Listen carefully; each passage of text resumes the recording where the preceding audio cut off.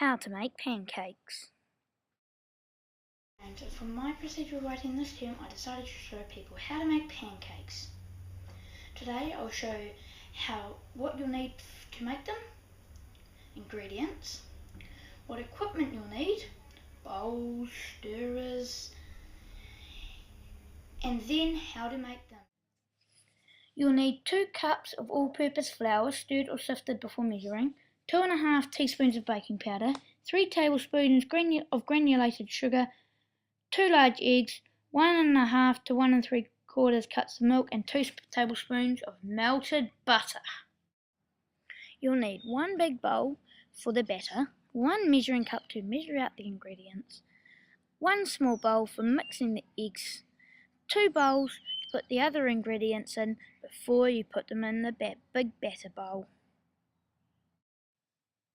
To make these pancakes, the ingredients you'll need will be 1/2 cup of baking powder, 3½ cups of flour, 2 tablespoons of butter, 1½ to 1 3/4 cups of milk, 2 cups of granulated sugar, and 2 large eggs. Pour in your flour into the large bowl. Pour in your sugar and then your baking powder.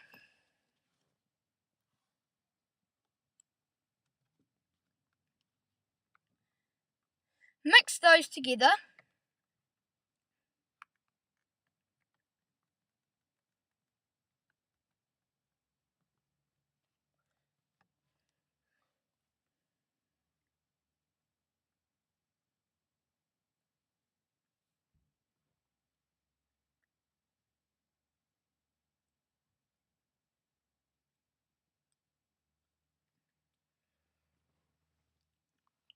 When you're finished mixing,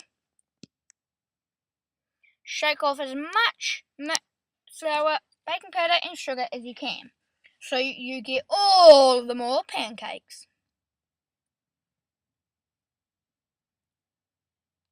So that's good. So then you get your egg in the bowl. You get a tablespoon. You make a small well in the centre of the flour, sugar and baking powder and add the egg into that well.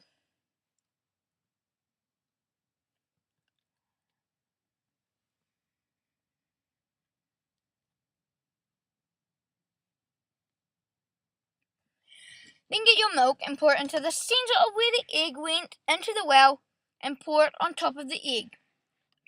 Wait for the milk to change the egg's colour and then start mixing.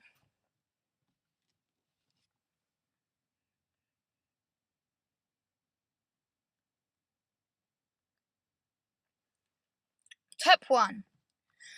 If your mix is really thick, to thin it down, you get about 1/2 cup to 1 3/4 of milk.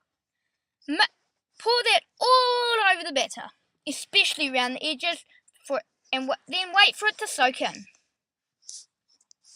Tip 2. If your batter is really thin, you need to add an egg and then add about another 1/2 cup of flour. The egg needs to be reasonably small. As it turns out here, the batter was really thick, so I added some milk. I added 1/2 cup and then I went mixing.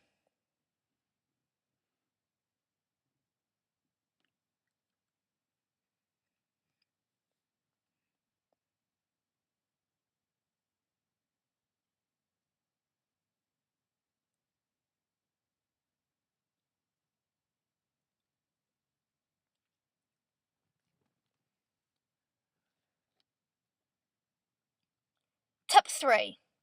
If your eggs are small, the 2 eggs to start with are very small in this mix, you'll need to add as much milk as you can.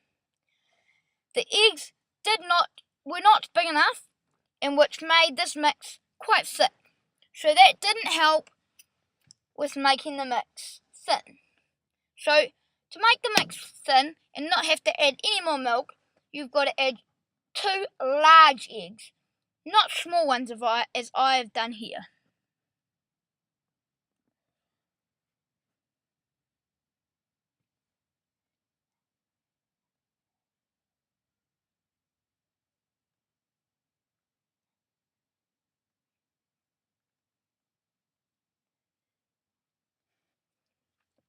Mix it all in until bubbles start coming to the top.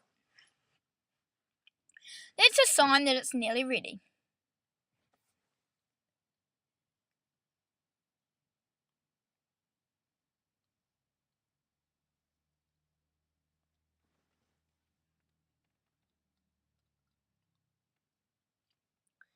Tip 4. When you've finished mixing the batter, or when you've finished mixing the dry ingredients together, try and take as much mix off the mixer as you can. That means you get more pancakes and more for your money.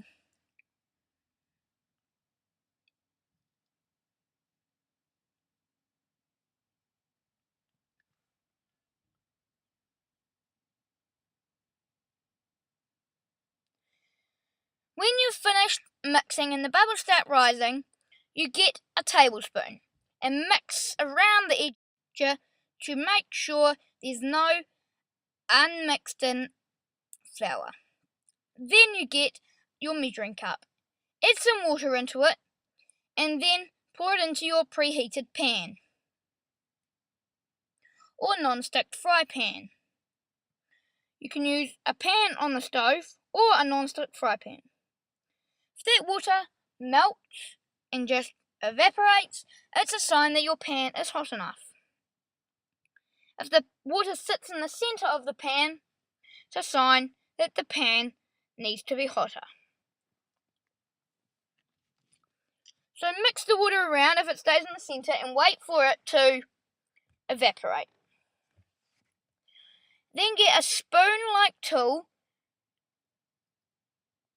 and get your mix and take your mix and scoop up your mix into a spoon-like tool. Before you do that though, you need to get butter and oil the bottom of the pan before you start cooking.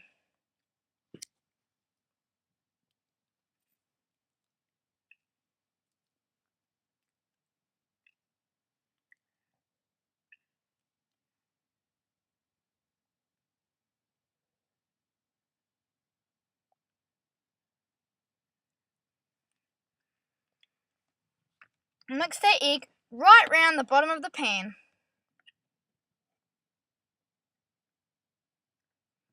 Then get your spoon-like tool, scoop up some mix and pour it into the pan. If you like your pancake thin, pick up the pan and tip it side to side, forward and backwards to spread the pancake all over the pan like I've done here.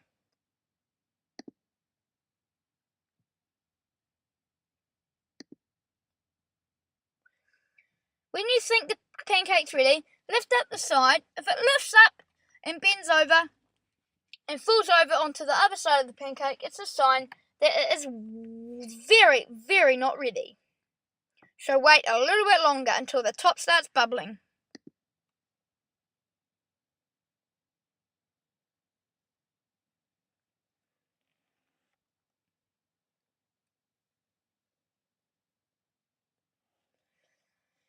A little bit later, when it starts bubbling, lift up the other side and see if that is ready.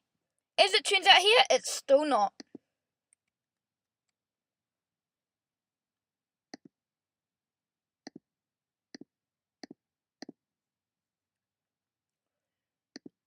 When it is ready and brown to your perfection, lift it up and flip it over.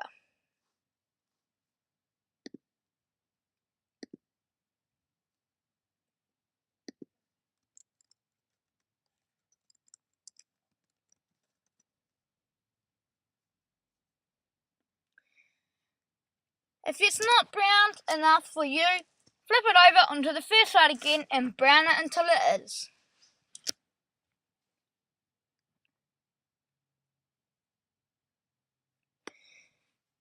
Have a chopping board ready to put the pancake on when it is cooked. And then put it onto that chopping board. If you like it chopped in half, you do that. If you don't, like I don't, you don't.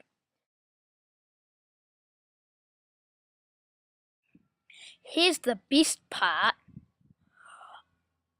Eating them! Yum, yum, yum, yum, yum, yum, yum. Cook with James Blinco. Kitchen, Ross Intermediate Food Tech Room, and thank you very much to Miss Penny who let me use the kitchen.